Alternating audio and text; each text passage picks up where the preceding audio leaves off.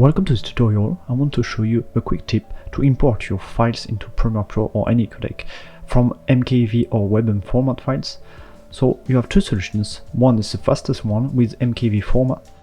Drag drop your files, then you choose rewrap functions. Then next to rewrap you can select to MP4, then start function. This will make an MP4 format file that you can import into Premiere Pro. Take the MP4 format file, then it works perfectly. Now let's choose the WEBM file format. So for this format you have to transcode to another codec.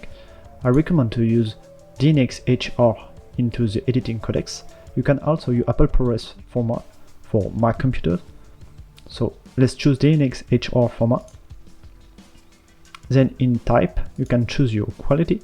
HQ is really good quality. Then start function.